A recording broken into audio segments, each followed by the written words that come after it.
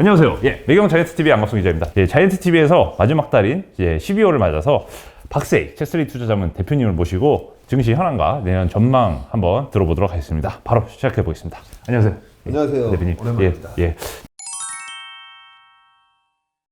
내년도 증시를 앞두고 좀 어떻게 전망을 하고 계신지 좀. 일단 왜 올해 시장이 빠졌는지, 이 빠진 원인에 대해서 우리가 정확하게 좀 알아야 되거든요. 뭐 한마디로 페드의 금리 인상인 거죠. 그죠? 물가가 올라가서 소비가 위축이 됐나? 그러지는 않았어요. 올해는. 그죠?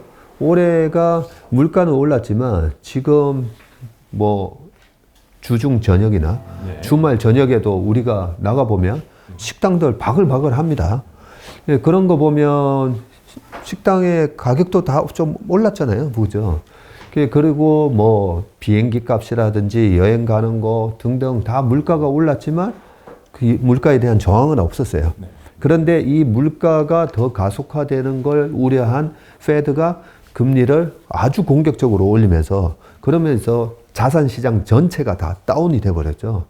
자, 그러면 금리가 올라가면 자산 가격이 다운되는 게 그러면 맞나?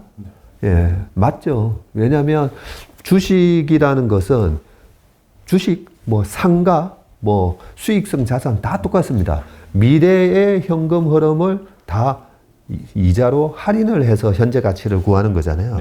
근데 금리가 높아지니까 이자 할인율에 의해서 현재 가치가 낮아질 수밖에 없는 거고요. 그런 영향도 있고, 두 번째는요, 이 자산 시장에는 반드시 가수요라는 게 존재합니다. 가수요. 이 가수요는 뭐냐면 나는 1억밖에 없는데 와, 이거 투자하면 대박이겠네 하면서 돈을 2, 3억을 땡겨서 투자하는 거죠. 소위 말해서 레버리지라고 하는 이 가수요가 금리가 올라가니까 어떻게 돼요? 얼마 전 작년에 제가 신용이자가 얼마입니까? 라고 물어보면 신용이자가 뭐 4%, 3% 뭐 이랬던 걸로 기억을 하는데요. 최근에는 뭐 신용이자가 뭐 9% 뭐 그런다고 합니다. 그러면 아니 똑같이 투자해서 8%의 주가 기대 수익률이 나온다 하더라도 뭐 4% 조달 코스트 해서 8% 나오면 무한대로 돈을 빌려서 계속 투자하면 되잖아요. 아니 근데 9%면 투자했을 때 최소 14%, 15% 기대가 돼야 투자를 할 건데 투자가 위축이 되죠. 그게 주식 투자만 위축이 되는 게 아니라 사업하시는 분들도 똑같은 생각을 하는 거죠.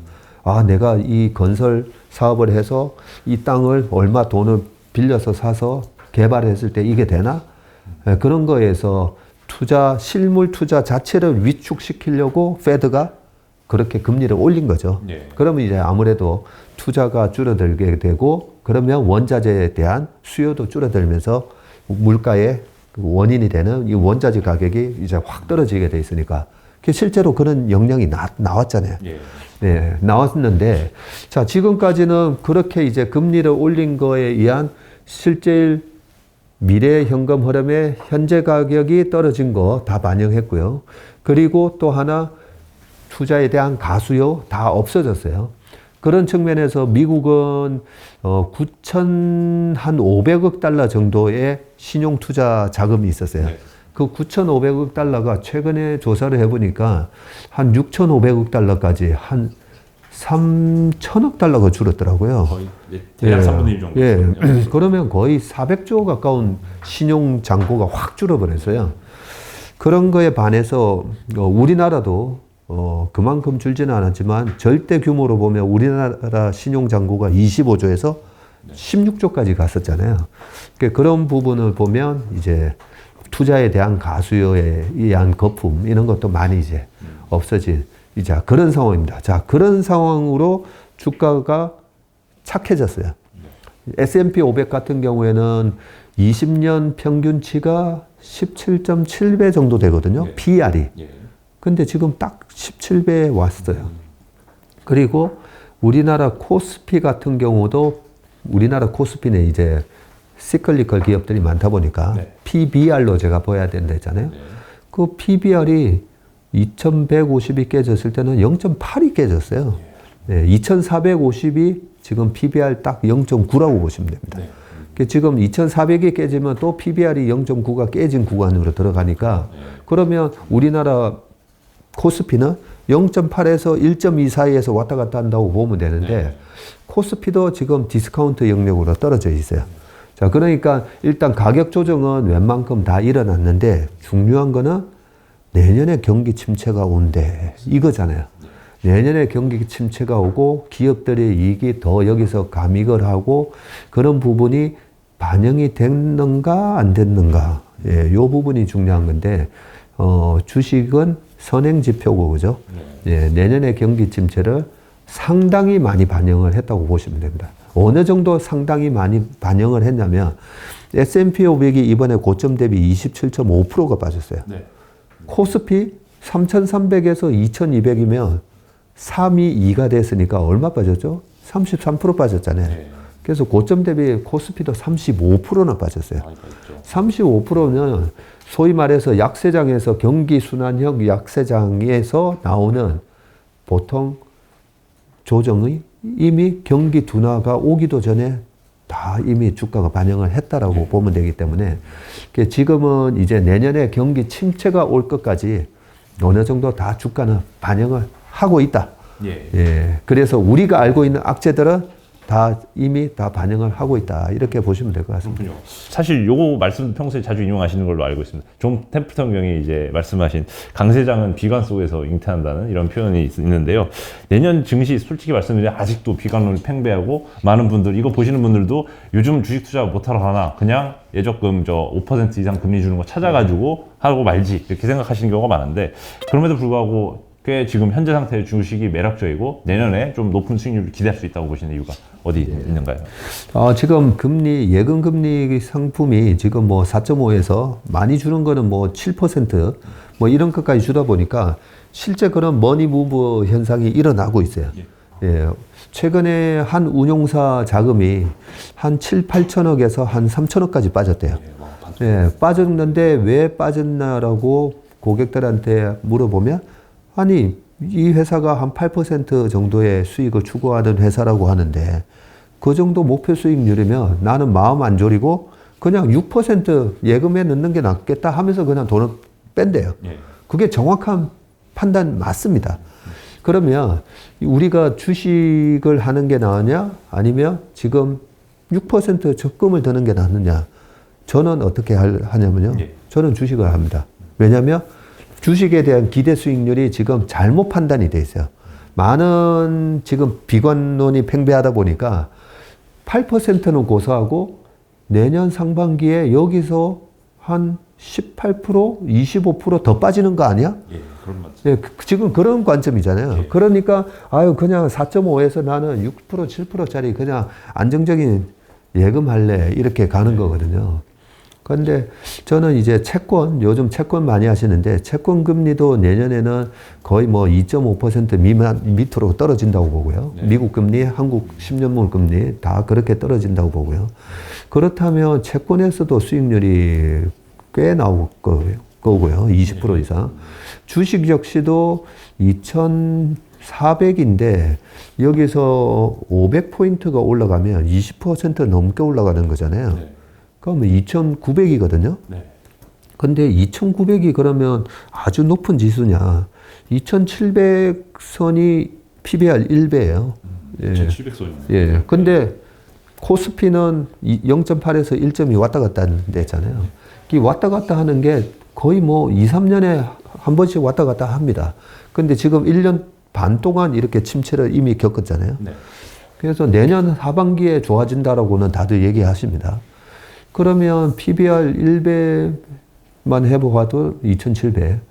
1.1배가 가면 이거는 거의 3,000 가까이 되는데 2,970 가까이 가는데 그런 식으로 보면 주식으로 벌 수 있는 기대 수익률이 저는 지금 잘못 사람들이 생각하고 있다는 거죠.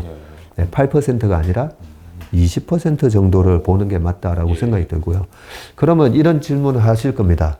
아유, 그래도 지금 내년에 혹독한 경기 침체가 오고 장단기 금리 차 이런 거 봤을 때 내년에 경기 침체가 오는데 무슨 주식이 20%가 나는 게 맞아? 마이너스 안 나면 다행이지. 자, 자, 그러면 제가 한번 퀴즈를 드릴게요.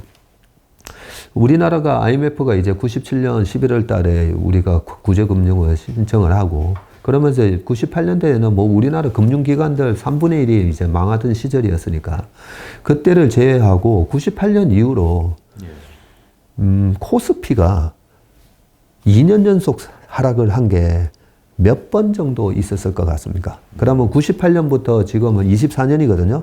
24년인데 코스피가 올해 지금 거의 마이너스 한 18% 빠졌어요. 그러면 내년에도 이제 마이너스가 날 거냐, 플러스가 갈 거냐. 그것부터 이제 생각하면 되는데 몇 번 정도 있었을 것 같습니까? 답을 아는 눈치네요. 보니까 사실 저는 좀 컨닝을 해왔기 때문에 98년 이후로 잡아주셨는데 그 전 1981년 이후로 보면은 2번 연속 하락한 해도 분명 있었습니다만 98년 이제 IMF 외환 이후로는 한 번도 없는 걸로 알고 있습니다. 네, 맞습니다. 한 번도 없고요. 2000년도에 닷컴 버블이 깨졌을 때 빠지고요. 예, 그때는 그 전 해가 뭐 거의 90% 오르다 보니까 2000년도에 뭐 한 51% 빠지긴 했어요. 근데 21년도에 37% 올라갑니다. 그리고 2002년도에 또 한 10% 빠지긴 하고 그 이후로 이제 빠졌던 때가 언제냐 보면 2008년도에 한 번 빠지고 그 이후에도 보면 한 번 빠지고 그 다음 연속 빠진 적은 없습니다. 없습니다. 그래서 올해 18% 지금 빠져 있는 상황에서 내년에도 또 한 번 더 큰 폭으로 빠진다? 그거는 2008년 금융위기 때도 없었어요. 2008년 금융위기 때도 주가 빠지고 2009년도에 다 플러스 났습니다. 예, 그렇기 때문에 내년도에도 한 번 더 여기서 추가적인 충격에 의해서 시장이 빠진다? 확률적으로 굉장히 떨어지는 얘기다라고 생각을 하고 있습니다. 그리고 두 번째는 그래도 내년도에 기업이 막 도산하는 기업들이 나오고 내년에 경기가 아주 혹독할 건데 그러면 여기서 이제 방금 제가 말씀드렸던 요 부분 있잖아요. 네. 정말 그렇게 될까요? 정말? 예, 이 부분에 대한 저는 약간 의문이 우리가 그동안에 겪었던 2008년 그리고 2001년 닷컴버블 깨질 때 그 전에 97년, 98년 IMF 때 전에 그 위기가 오기 전 1년 전에 많은 전문가들이 많은 분들이 지금처럼 내년에 혹독한 경기 침체가 올 거야 라고 예고를 해준 적은 한 번도 없었어요. 네. 오히려 존 템플턴 얘기 방금 말씀을 해주셨는데 강세작은 비관 속에서 탄생을 해서 회의 속에서 자라고 낙관 속에서 성숙하면서 행복 속에서 죽는다라고 되어 있거든요. 모두가 자산 버블에 행복해하고 있을 때 뭔가 위기가 오는 거지. 지금처럼 내년 내에 혹독한 경기 침체가 올 거야 라고 얘기해서 온 적은 없습니다. 예. 그래서 오히려 올 거야 라는 이 얘기가 저는 고마운 게 페드도 자꾸 그렇게 얘기하잖아요. 네. 위기가 올 거니까 기업들 이 높은 원자재 가격에다가 또 비싼 이자에 끌어서서 투자하는 거 하지 말고 좀 기다려봐. 네, 그 기다려봐에 지금 기업들이 PMI잖아요. 네. 그 ISM 제조 PMI, S&P 글로벌 PMI.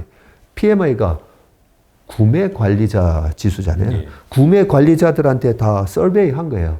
내년에 앞으로 어떻게 할 거예요? 신규 오더 어떻게 할 거예요? 이런 거에 대한 전망치가 지금 확 떨어졌죠. 네. 실제로 페드의 금리를 인상시킨 게 효과를 발휘하고 있어요. 그래서 리오프닝이 막 되면서 최근에 이제 월드컵 보시면 전부 다 마스크도 안 쓰고 막 열광하고 있잖아요.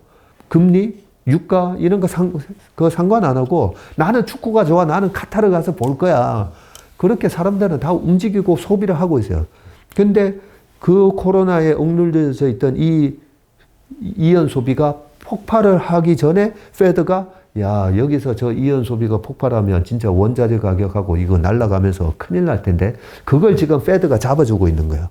예, 꾹 눌러주고 있어서 그래서 다행스럽게 내년에 안 좋나?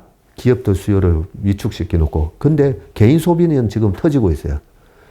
그래서 내년에 우리가 생각했던 우리가 우려하는 이 혹독한 경기 침체는 정말 내년 요맘때 다시 이 자리에 와서 한 해를 되돌아보면서 2023년이 정말 혹독한 그런 경기 침체가 지나간 해였는지 한번 확인해보고 싶어요. 그러면 요 차원에서 여쭤보고 싶어요. 말씀드린 대로 이제 1998년 이후에는 네. 코스피가 이제 2년 연속 떨어진 적이 한 번도 없었는데요. 예. 많은 분들이 걱정하시는 거는 1980년대에는 사실 코스피가 2년 연속 하락한 적도 있었고, 맞습니다. 현재 구조가 이런 식의 물가가 고물가 상당 부분 지속되면 이제 고물가 고금리가 잠기게 되면서 이런 주식시장을 계속 짓누른, 거의 어떻게 보면 주식은 죽었다라는 표현이 잡지에 등장할 정도로 그런 시대가 다시 재현되는 거 아닌지, 그걸 우려하시는 시선도 있는데 이 부분에 대해서 어떻게 보십니까? 네.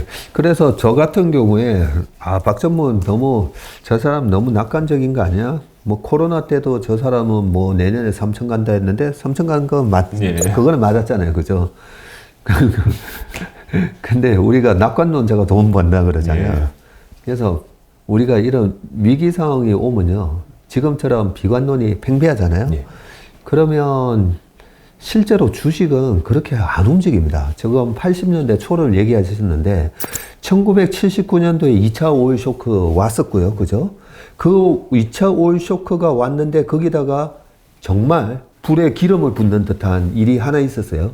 79년 12월 24일 날 소련이 아프가니스탄을 침공하면서 아니 뭐야, 아프가니스탄을 침공하면서 전쟁 위기가 또 대두됐어요. 거기다가 하나 더 있어요. 1980년 9월 22일 날 이라크가 또 이란을 침공을 해요. 그런 중동에 화약고에 불이 붙는 그런 모습이 있으면서 1980년 4월 달에 CPI가 14.8을 가면서 폴 볼커가 이거 이러다가는 정말 경제 다 죽는다, 금리를 더 공격적으로 올려야 된다 했던 게 그 1980년이거든요. 근데 1980년 그 해 다우지수 올랐어요, 주가. 그리고 81년, 82년 우리나라 지수도 2년 연속 빠졌는데 겨우 6%, 10% 얼마 안 빠졌어요. 그리고 반면에 1982년부터 S&P 500 28% 올라가고요. 다우도 막 15% 이상 올라가면서 1984년, 84년부터 1987년 블랙만데이가 오기까지 주구장창 주가는 올랐습니다. 그러면 왜 올랐을까라는 부분에서 우리가 이 부분을 아셔야 되는데, 켄 피셔도 비슷한 얘기를 했습니다. 최근에. 인플레이션? 하이퍼 인플레이션으로 가면 분명히 그게 경제에는 큰 충격을 줄 건데요. 어느 정도의 인플레이션이 왔을 때 이게 기업의 매출과 이익으로 어떻게 연결이 되나를 생각을 해보면, 우리 안 기자님은 당구 치시나요? 예, 아주 못 치지만 뭐 대충 치시죠. 한두 번 가봤습니다. 예.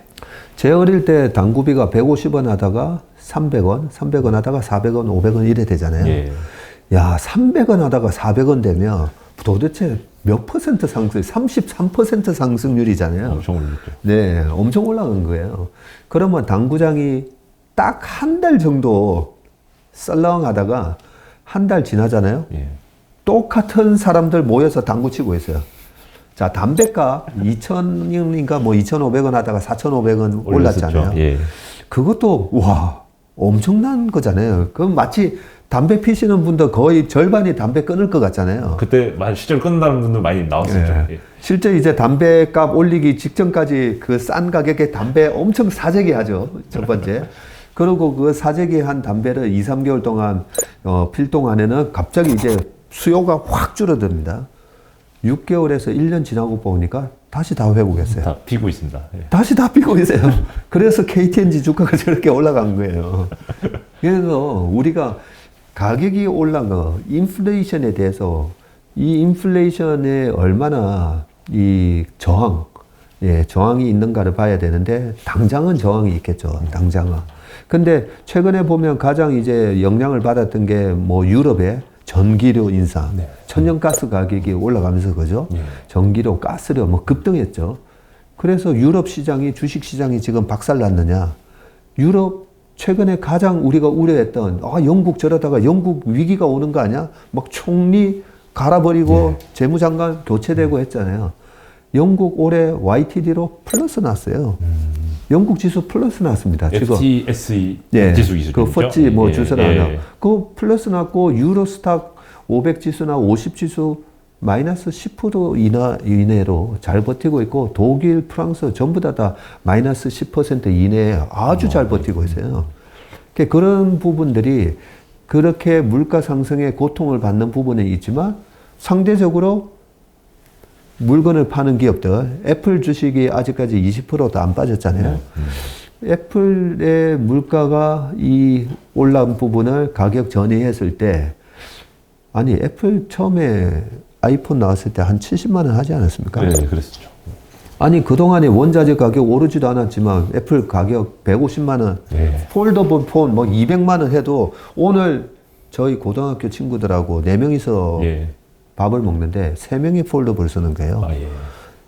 그렇게 아니 200만 원 하는 폰도 사고 있어요. 그래서 이 물가 상승이 결국은 기업들이 가격을 올리게 되고 일시적으로는 위축되는 모습을 보이지만 실제로는 수요가 이연만 되고 P와 Q에서 Q가 일시적으로 줄어들지만 P가 올라가고 그죠? 나중에 Q가 회복되면 결국은 P 곱하기 Q로 매출이 늘어나고 그만큼 영업이익이 또 늘어나고 영업이익, 이익, 매출에 전부 다 물가가 반영이 되면서 주가도 결국은 그 물가를 다 반영하면서 주가가 올라가게 돼 있어요. 그런 현상이기 때문에 우리가 80년 초에 그렇게 혹독하게 경제 위기가 왔고 리세션이 2번이나 왔죠. 1980년 초에 1월에서 7월에 한 번 오고 1981년도부터 7월에서 82년 11월까지 2번이 왔는데 아니 주가는 왜 올랐지?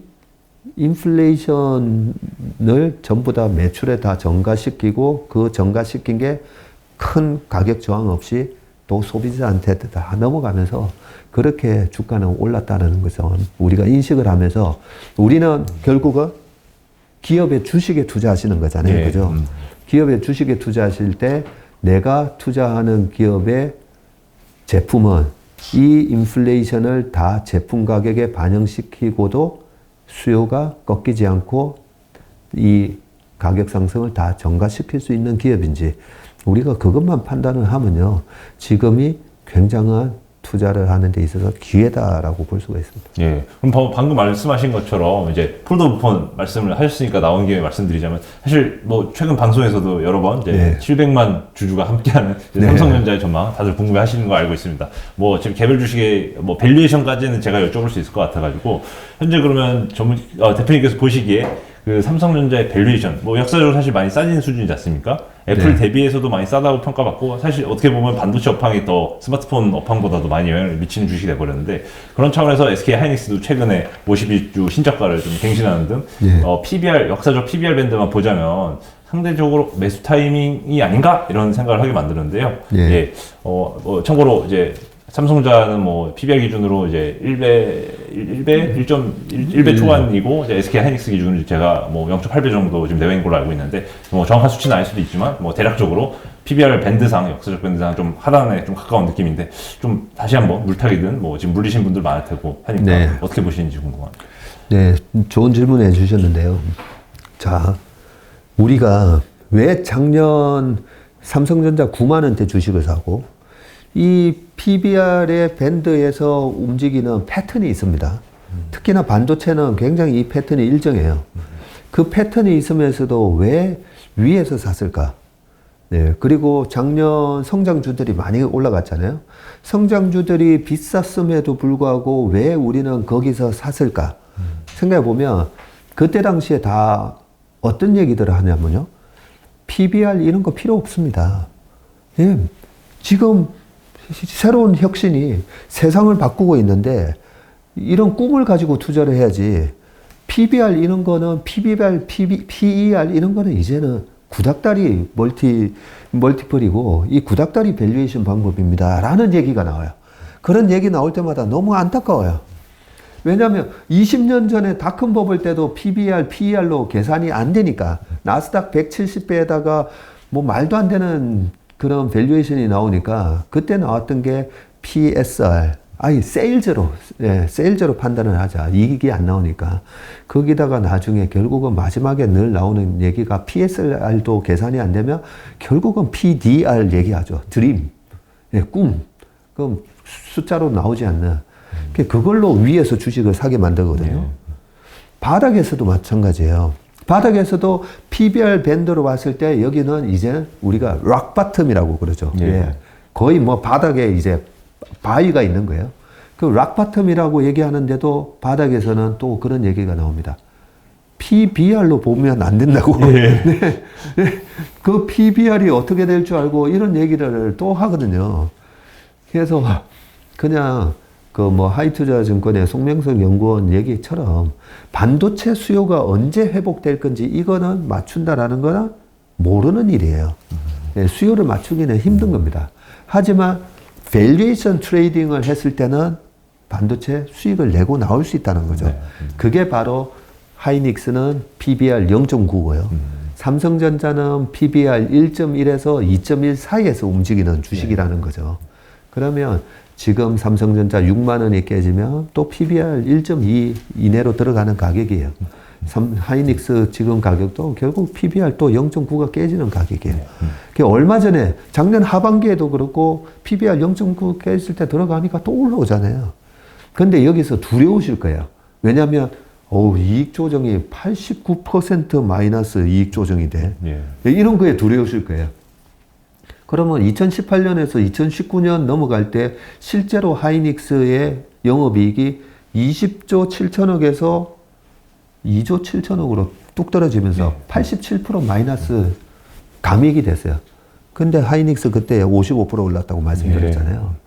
그런 것처럼 지금 주가는 너무나 스마트해가지고요. 지금은 그때 3, 4년 전의 주식시장보다 지금은 또 더 진화해돼서 주식시장 IQ가 계속 저는 2만에서 이제 또 3만, 4만, 5만으로 계속 높아지는 것 같은데 이미 다 선반영을 하고 있다라고 보고 있습니다. 네. 그래서 우리가 무섭지만 이런 사이클 기업은 그냥 PBR 밴드를 보고 눈 감고는 주문을 못 내니까 이 악물고 그냥 저는 물타기 하시라고 말씀드립니다. 네, 감사합니다. 이것도 좀 여쭤보고 싶어요. 사실 올해 다우존스 지수랑 나스닥을 연간 이제 개월별로 성과를 비교했을 때 나스닥 대비 다우지수가 최근 꽤 잘 버티고 있지 않습니까? 네. 가치주를 상대적으로 많이 나가서 뭐 이런 분석 많이 들어보셨을 텐데 그런 차원에서 어떻게 보면 이제 삼성전자 말고도 국내 이제 개인 분들이 순매수한 많이 상위 종목을 제가 보니까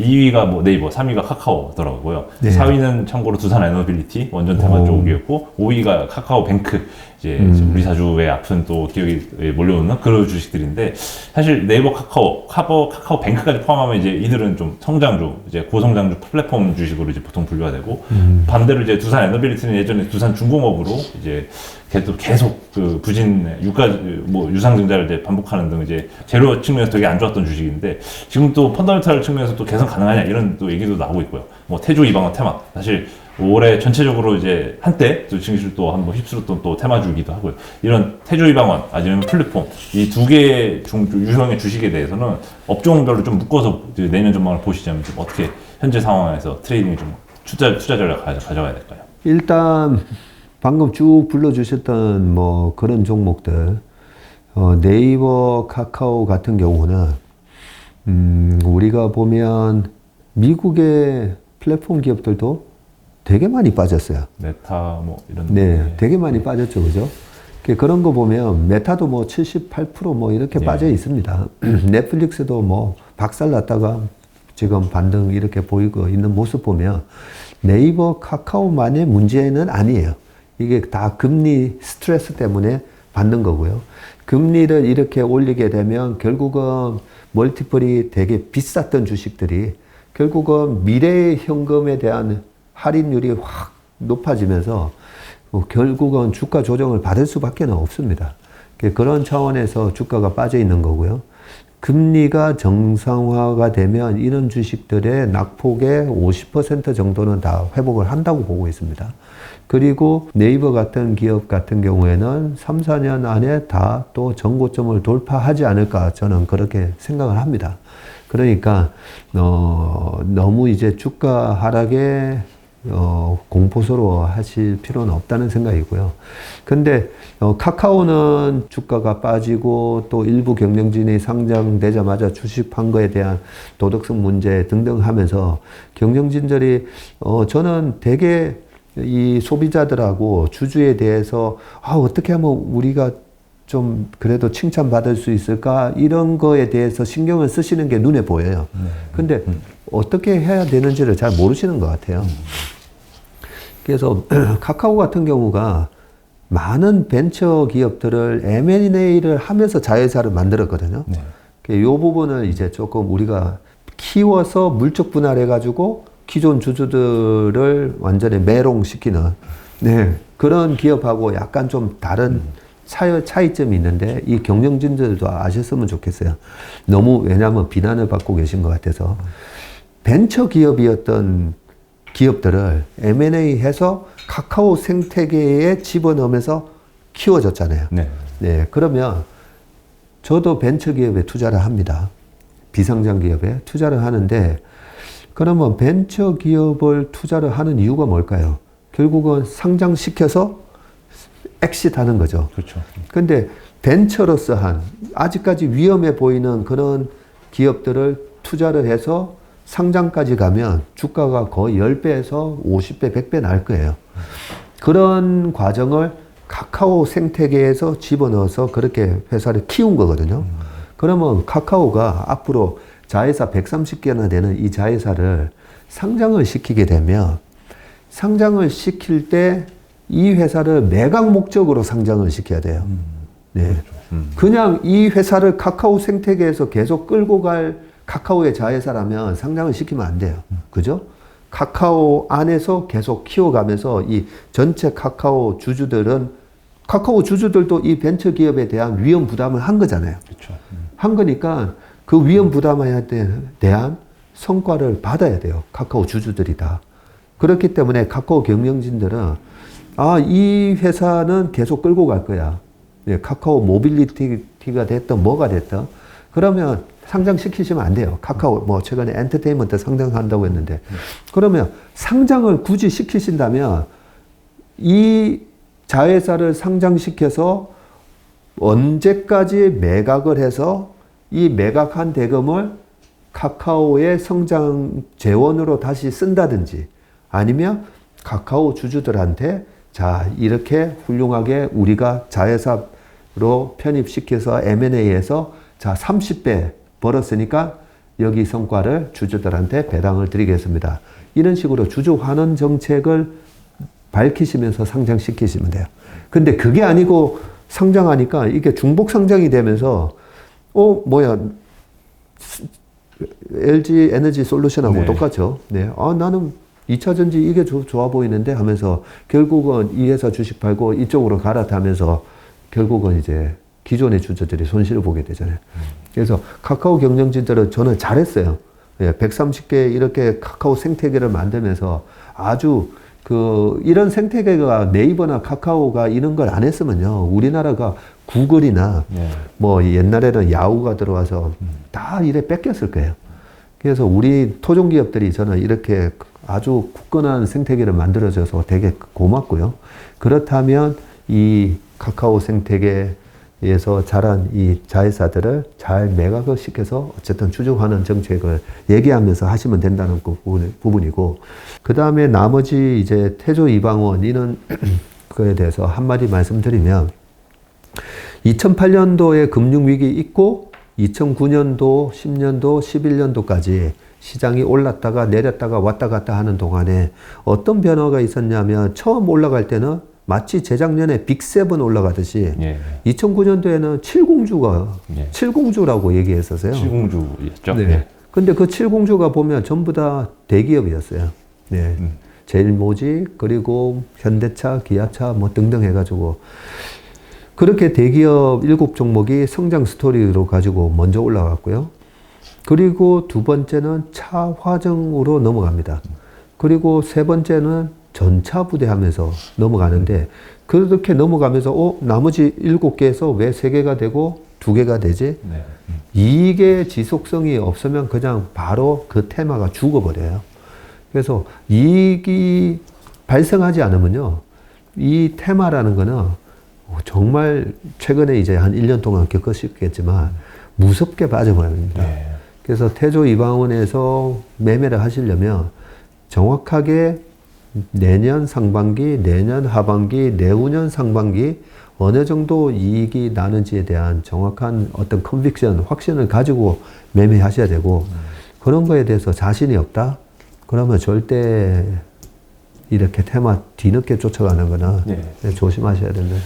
이것도 여쭤보고 싶은데요. 내년 이후에 이익의 턴어라운드 내지는 이익의 추세적 상승을, 구조적 상승을 많이 보시는 분야로 흔히 이제 구조적 성장이라고 하면 2030년까지 이어질 수 있는 뭔가 전기차라든지 2차 전지 및 관련 밸류체인에 대한 좀 이제 배팅하시는 그런 분들이 있고, 한 분들은 이제 리오프닝주 쪽으로 잡아가지고 호텔 레저라든지 카지노, 뭐 항공 이런 주식들을 좀 관심 갖게 보시는 분들이 많은데요. 사실 올해 많이 뭐 태조 이방원 테마라고 올랐던 그런 종목들이 내년에도 또 가기보단 지금까지 못 올랐던 종목들이 간다는 관점, 그리고 구조적인 성장에 좀 더 컨디션을, 말씀하신 이 컨디션을 가져갈 수 있다는 점에서 이런 업종들을 좀 보시는 게 있는데, 뭐 개별 종목이 아니더라도 이런 업종에 대한 좀 관점을 좀 듣고 싶습니다. 네. 방금 이런 업종뿐만 아니라 유명한 기업들, 삼성전자, 네이버 뭐 다 포함해서요. 주식은 대중의 기대치하고 이제 비교를 하셔야 됩니다. 이익이 100%였는데 왜 주가가 빠지지? 우리가 이익을 150% 기대하고 있어서 뭐 100% 나오면, 최근에 미국 기업들 아니 좋게 나왔는데 왜 이랬지? 근데 바로 가로 옆에 뭐라고 돼 있죠? 컨센서스 대비는 떨어졌다. 그렇게 돼 있잖아요.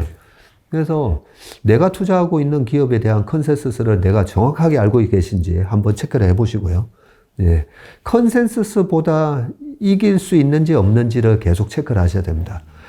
컨센서스가 내년, 내후년에도 이 업종은 40%씩 고성장합니다. 이거는 하나도 중요한 게 아닙니다. 제가 다는건데, 왜냐하면 과거 15년 동안 태양광 있잖아요. 최근에 태조 이방원에서 태양광이 다시 한번 부각이 됐지만, 그거는 유가가 비싸지면서 태양광에 대한 대체 에너지, 그게 마치 2006년, 7년, 8년도에 유가가 110불, 140불 갈 때랑 똑같아요. 그때도 대체 에너지 테마로 태양광 풍력이 올랐던 거거든요. 근데 유가가 다시 빠지면 대체 에너지 이 테마는 정말 신기루처럼 없어질 거예요. 네. 그런 측면에서 우리가 컨센서스를 어떻게 잡고 있느냐 중요한데, 그 태양광 패널을 갖다가 중국에서 또 엄청나게 들어와서 폴리실리콘 생산을 하면서 레드 오션화 되면서 태양광 시장 자체는 30%씩 성장을 했지만, 결국은 유가 빠지니까 태양광 패널에 대한 이게 그리디 페르티가 안 나오면서 또 엄청난 게 많은 기업들이 망하기도 했고요. 예, 그런 것처럼 실제로 시장이 성장하는 거랑 주가가 올라가는 거는 완전히 별개일 수가 있습니다. 그래서 이 컨센서스대로 올라간다고 해서 주가가 안 올라가고요. 컨센서스대로 40%씩 성장한다고 봤는데 조금만 미스하잖아요. 그러면 이런 성장주는 박살이 나요. 네, 그런 걸 항상 좀 연구를 해주시고 매매를 하셔야 되고, 자, 그렇다면 저는 항상 존 템플턴이 역발상 투자의 대가라고 볼 수가 있거든요. 컨트레리언 투자자라고 하죠. 역발상 투자자. 왜 역발상이 중요하냐면, 그러면 대중들이 지금 기대를 안 하고 있는 업종은 뭔데? 소의 업종. 네, 소의 업종. 예, 그런 업종이 어떻게 보면 그동안에 저도 리오프닝에 대한 기대 하다가 또, 아니, 2차 팬데믹. 리오프닝이 이제는 되겠지 했다가 중국이 또 방역. 뭐 이런 것 때문에 리오프닝 관련주들이 거의 양치기 소년이 됐잖아요. 맞습니다. 예. 근데 최근에 미국에서 저희 회사는 항상 아침마다 이제 미국 시장 분석을 하니까 그런 거를 보면 미국의 항공주부터 진짜 요즘은 이제서야 리오프닝 관련주들이 스물스물 움직여요. 근데 리오프닝도 한번 이제 우리가 리오프닝도 아주 가볍게 날아갈 업종이 있고 여전히 무거운 업종이 있어요. 무거운 업종은 어느 업종이냐면, 리오프닝은 시작됐는데 이 회사가 환율, 그 다음에 금리, 그 다음에 유가. 예. 그러면 이제 그냥 간단하게 우리가 항공을 보자고요. 우리나라 항공사들 전부 다 보면 비행기, 달러 계약으로 해서 막 리스로 해서 이자도 달러로 줘야 돼요. 달러 이자로 네. 퍼오는 비행기 네. 보험입니다. 예. 그러니까 최근에 노선이 확장되는데 아니 환율 때문에 외환 차손 뭐 이런 거 있을 수가 있었고 아니 유가가 막 110불, 120불 갔었잖아요. 아니 이러면 이게 수익이 남겠나? 이런 우려가 있었고요. 아니 금리 항공사들 부채 되게 많은데 금리가 올랐어요. 이런 것들이 이제 억누르고 있었는데 최근에 요 세 가지가 좀 안정화되고 있죠. 그런 것까지 다 좀 감안을 하시고 그런 거와 또 상관이 없는 업종도 있어요. 리오프닝이 되는데 미용이나 화장품이나 이런 거는 또 뭐 이런 거랑 상관없잖아요. 고금리랑. 그런 부분들을 좀 가볍게 움직일 수가 있고 그런 측면에서 조금 차별화된 움직임. 그리고 이 리오프닝에 방금 부담을 주는 이 매크로 세 가지 변수들이 또 어떻게 되느냐에 따라서 또 지금은 약한데 나중에 이제 강해질 수가 있나. 그런 걸 다 염두를 해 주시고 투자를 하시면 될 것 같습니다. 예. 뭐 리오프닝 말고도 현재 대표님께서 보시는 소외 업종 지난 2년 동안 제대로 못 올랐거나 뭐 올라도 양식이 손실이 됐거나 이런 업종은 어떤 게 좀 더 있나요? 그냥 바이오 얘기가 나왔으니까 바이오에 대해서 말씀을 드리면 자 코로나 때문에 바이오는 수혜 기업이었을까요? 피해 기업이었을까요? 이렇게 보면 모더나, 화이자 이런 기업은 당연히 수혜였죠. 진단키트 만드는 회사들 다 수혜였었죠. 근데 우리가 잘 아는 신약 개발, 알츠하이머병에 대한 아니 뭐 무슨 뭐 이렇게 임상 1상, 2상 진행하는 업체들 입장에서는 임상이 제대로 진행이 안 됐던 거죠. 네. 임상이 진행이 안 되니까 또 건설사처럼 이 시간이 또 돈인데 그런 것들이 진행 안 되면서 상당히 스트레스를 받았을 거예요. 왜냐하면 바이오 업체들이 돈이 없잖아요. 그래서 다 펀딩을 받아서 막대한 인건비랑 이런 걸 들으면서 임상을 1상에서 2상 준비했어야 되는데 2년은 그냥 허공으로 날려버린 겁니다. 그게 분명히 이제 피해를 받았어요. 그러면 이렇게 피해를 받는 와중에 지금 보릿고개를 지나가고 있죠. 갑자기 자금 경색 현상이 나타나면서 최근에 돈맥 경화라고 하면서 계속 2차, 3차 펀딩을 받아서 이 임상을 진행해야 되는 업체들이 아니 펀딩이 안 되니까 거기서 틀림없이 또 죽는 기업이 나올 겁니다. 그러면 주식 투자자 입장에서는 이 도산, 파산 리스크가 가장 무서운 거잖아요. 그런 두려움이 이제 있는 거고요. 그런 측면에서 이 어려운 국면을 다 겪고 나면 다시 이 기간을 살아남은 기업들에서 임상이 진행이 되고 그러면 투자자들의 지금 이 많은 공포감이 아까 대중의 컨센서스가 중요하다 했잖아요. 바이오 쟤네들은 계속 돈을 끌어와야 되는데 되겠어? 임상을 2년이나 못했는데 되겠어? 이런 부분에 대한 부분이 이제 다시 해소가 되면서 그 기간을 견뎌온 기업들 중심으로 해서 주가가 다시 반등을 시작할 거라고 봅니다. 그런데 지금 앞으로 한 6개월 동안은 혹시라도 이 돈맥 경화 현상에서 파산할 수 있는 기업이 나올 수도 있으니까 조금은 투자자 입장에서는 조심스러울 거고 저희도 그런 측면에서는 아직까지 바이오를 바닥인 건 맞는데 들어가기가 조금 그런 게 약간 조심스럽고 우려스러운 부분이죠. 이것도 바닥하니까 또 여쭤보고 싶은데 사실 요즘 국내 회사들, 기업들 자금 사정이 너무 좀 어렵지 않습니까? 전체적으로 돈의 이제 그 당장 자금의 값이 높아진 상황에서 과연 기업들이 뭔가 좀 주가에 뭔가 호재가 될 만한 신규 투자라든지 아니면 양적인, 질적인 사업의 성장을 이뤄낼 수 있을 것인가 이게 의문시 되더라고요. 현재 순간을 이제 시장의 위기라고 본다면 어디서 좀 그 채슬리는 기회를 찾고 있는지 궁금합니다. 참 좋은 질문 해주셨는데 2008년 금융위기 때 있잖아요. 금융위기 때 제가 와 이런 금융위기에 주식이 이렇게 박살이 났을 때 야, 이럴 때는 또 돈을 빌려서라도 투자해야 되겠다 싶어서 제가 그때 은행에 자금을 좀 땡기려고 알아봤어요. 빌릴 수가 없어요. 네. 그때 지금보다 훨씬 심한 돈맥 경화 현상이었어요. 그때는요, 은행들이 지금처럼 돈이 철철 넘칠 때가 아니고요.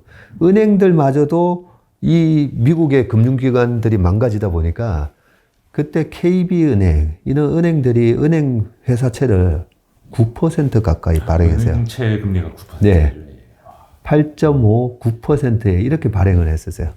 아니, 은행이 돈을 땡기기 위해서 은행채가 8.5, 9%의 돈을 그걸 땡기고 있는데 저한테 빌려줄 돈이 어디 있겠습니까?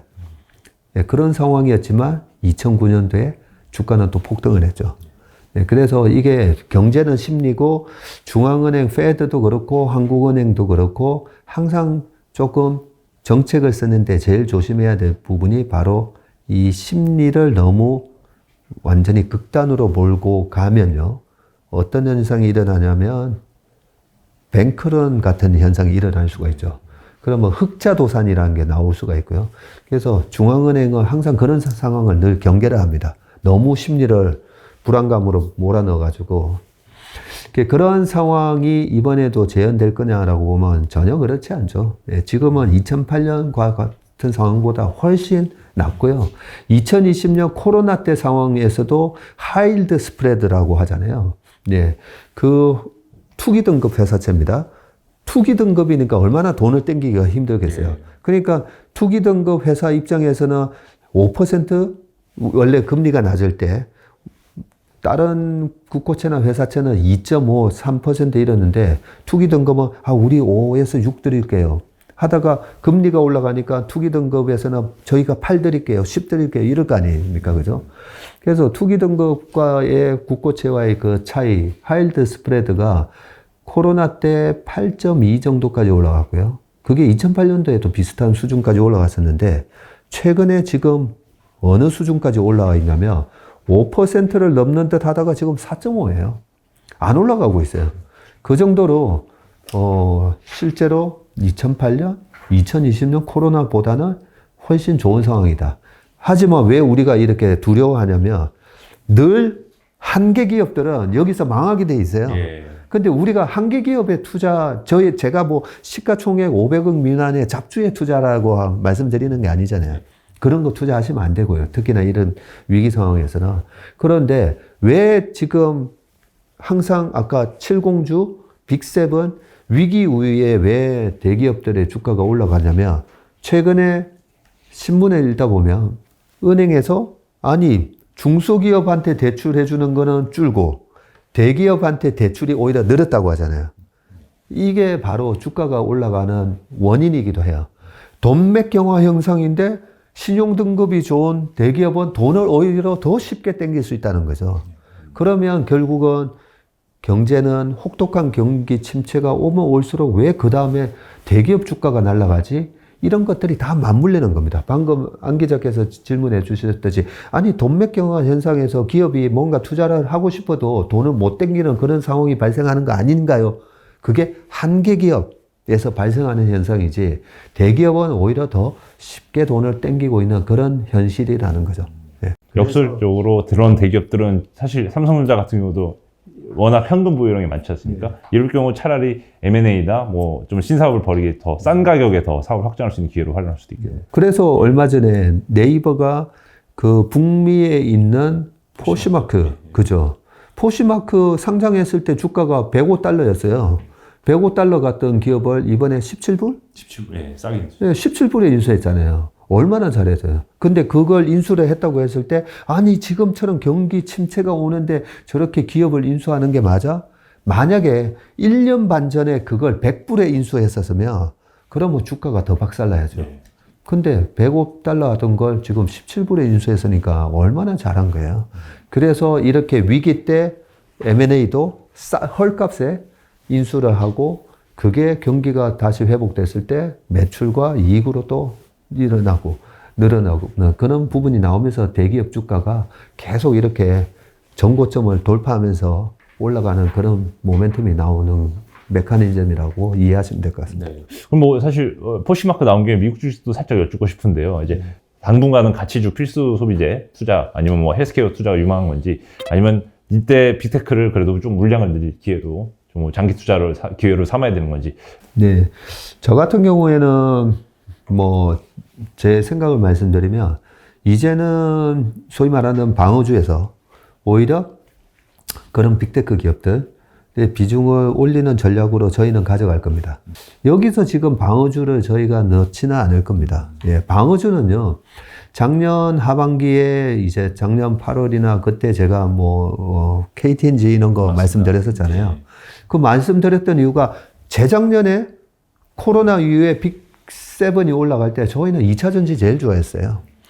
그때는 고배당 주식 쳐다도 안 봤어요. 작년 하반기처럼 모든 이 좋은 주식들이 밸류에이션이 너무 비싸졌으니까, 그리고 물가가 올라가고 작년 하반기에 이제 이상 조짐이 나오는 그런 상황이었으니까 방어주로 도망을 갔었던 거고, 그 방어주가 미국에도 코카콜라를 비롯해서 유나이티드 헬스그룹이나 미국의 그 빅파마 기업들은 거의 필수 소비재에 가깝거든요. 그런 기업들이 아주 선방을 해줬어요. 근데 지금 여기서 그런 소위 말하는 디펜시브 스탁이라고 하는 이 방어주를 살 거냐, 아니면 80% 빠진 주식을 살 거냐. 네, 그런 측면에서는 저는 이제는 80% 빠졌는데 여전히 매출이 늘어나고 이용자 수가 늘어나고 이 회사는 그 1, 2년 전에 꿈이 앞으로도 계속 유지될 거다. 그런 기업을 지금 이제 살 때라고 생각하는데, 왜 그러냐 말씀드릴게요. 이 빅테크 기업을 박살낸 거는 금리라고 했잖아요. 예. 자, 빅테크 기업을 박살낸, 미국의 빅테크 기업을 박살낸 게 금리. 그 다음에 또 하나 있어요. 강달러가 되다 보니까 전 세계에서 매출이 일어나는데 이번에 실적 발표 보면 강달러라서 우리가 넷플릭스 보세요? 예. 넷플릭스 얼마네요? 넷플릭스 한 달에 15,000원 정도 되는 것 같습니다. 15,000원 예, 가까이. 프리미엄 요금제 기준입니다. 예. 예. 근데 그걸 달러로 환산해서 미국에서 딱 보니까 아니 강달러가 되면서 매출스럽겠죠. 네. 그래서 작년만 하더라도 우리가 11,000원을 냈으면 10달러였는데 지금 11,400원 환율이 되다 보니까 이제는 8달러네. 이렇게 이제 오히려 강달러가 미국의 글로벌 기업들의 이익을 훼손시키는 현상이 일어났던 거죠. 그러니까 이런 부분들까지 다 감안을 해서 미국의 빅테크 기업들이 빠졌는데, 자, 그러면 방금 제가 말씀드렸던 금리는 지금 더 악화되느냐 아니면 다시 이제 정상화로 바뀌느냐? 그게 이제 우리가 기대하는 피벗이잖아요. 예. 근데 페드의 피벗은 아직은 나오지 않았어요. 예, 12월 13일 날 금리 올릴 거고요. 내년 2월 1일 날도 금리를 올릴 가능성이 높습니다. 근데 페드의 피벗은 아직 나오지는 않았지만 시중금리. 예. 아니, 시중금리는 10년물 국채금리가 4.2 하다가 지금 3.5 이렇게 되고 있고요. 그죠? 2년물도 스물스물 이제 막 빠지려고 그래요. 우리나라, 미국뿐만 아니라 우리나라 금리, 영국 국채 금리 전부 다 고점 4.5에서 지금 3.5로 시중금리가 빠지고 있어요.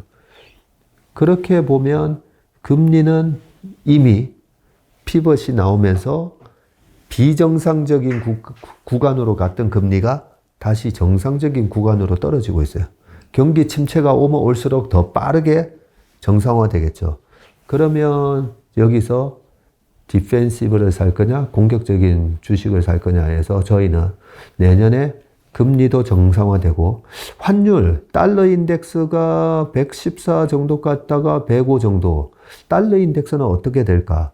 달러 인덱스의 평균값은요, 96달러예요. 예. 20년 평균 가격. 유가의 20년 평균 가격은 얼마일까? 이번에 130불 갔었잖아요. 예. 130불만 가면 꼭 나오는 얘기 있어요. 200불 간다는 리포트. 맞습니다. 300불, 네. 200불 나오죠. 예, 이번에 300불 얘기도 나왔어요. 예. 저는 그런 얘기 볼 때마다, 정말 막 화가 나는데, 20년 유가 평균은 75불이에요. 75불입니다. 그 어제 75불 왔어요. 예. 예, 그렇게 130불 갔을 때 더 200불 갈 수 있다. 이런 위기를 조장하는 얘기보다는 20년 평균이 얼마기 때문에 결국은 평균의 수렴을 다시 할 거다. 이 얘기가 나와요. 예. 그런 측면에서 내년은 이제 내년 시장에 대해서 화두는 저는 노멀라이저라고 합니다. 너무 업노멀 비정상이 다시 이제는 노멀 정상으로 가는 백투 노멀, 예, 백투 노멀이라고 저는 보고 있습니다. 예, 그렇게 본다면 백투 노멀로 가는데 금리, 환율 이런 거에 다 스트레스를 받았던 이 약간 빅테크 기업들 부터 그 다음에 성장주, 이런 것들이 저는 수익률이 훨씬 낫지 않을까 저희는 그렇게 생각합니다. 네, 내년 증시를 앞두고 이제 성장주, 특히 미국 빅테크 같은 경우를 중심으로 반격을 준비할 때다 이렇게 한번 말씀을 주셨습니다. 마지막으로 그러면 시청자분들께 한 말씀 부탁드립니다. 그 워런 버핏을 우리가 되게 존경하지 않습니까, 그죠? 워런 버핏을 저는 지금도 워런 버핏은 어떻게 저렇게 주식을 잘하실까? 네, 우리가 운동을 하든 영어를 배우든 정말 잘하는 사람 따라하는 것만큼 좋은 게 없지 않습니까? 그죠? 박전무를 따라하는 게 아니라 우리가 워런 버핏을 따라한다고 보면 워런 버핏이 올해 1분기에 우크라이나 전쟁이 일어났음에도 불구하고 주가가 급락을 하자 6분기 만에 주식을 사기 시작했다라고 되어 있고요. 최근 2분기, 3분기 다 보면 워런 버핏은 지금 주식을 사고 있습니다. 그죠? 그래서 워런 버핏한테 물가에 대한 질문을 주주총회에서 했더니 내년도 물가? 나 잘 모르겠는데? 라고 대답하십니다. 실제로 그 90년 이상 살아오시면서 보니까 물가 전망, 경기 전망, 경제 전망 잘 안 맞더라는 거죠. 그렇다면 우리가 투자를 하는 데 있어서 가장 좋은 것은 존 템플턴 경도 마찬가지로 말씀하셨던 게 나는 이 세상에서 가장 비관적인 시장을 찾아다닌다. 왜냐하면 비관적이어야 좋은 주식을 싸게 살 수 있으니까. 그래서 투자의 본질은 그겁니다. 싸게 사는 겁니다. 근데 이 싸게 사는 기회를 주는 거는 모든 상황이 정상적일 때 싸게 살 수 있는 게 아닙니다. 비정상적인 스트레스를 주는 여러 가지 경제 상황 속에서 좋은 자산 가격이 싸게 거래가 되는 겁니다. 그래서 지금은 어떻게 하는 게 정말 투자의 정석인가라고 보면요. 워런 버핏처럼요. 존 템플턴 경처럼 이렇게 비관론이 팽배하실 때 주식을 사시면 모두가 fearful할 때 greedy해지시면 반드시 거기에 대한 보상이 내년대에 주어진다라고 저는 생각합니다. 예. 워런 버핏의 결과는 13F 공시를 모아주는 사이트 등을 참고하시면 아마 지금도 늦지 않게 따라 하실 수 있을 것 같습니다. 예, 지금까지 자이언트TV였고요. 다음 내년도 한번 이 비관적인 전망을 해치고 내년에 어떤 성과를 냈을지 코스피 2년 연속 떨어질지 말지 내년에도 박세익 대표님 모시고 다시 한번 모셔보겠습니다. 감사합니다. 예. 고맙습니다. 예.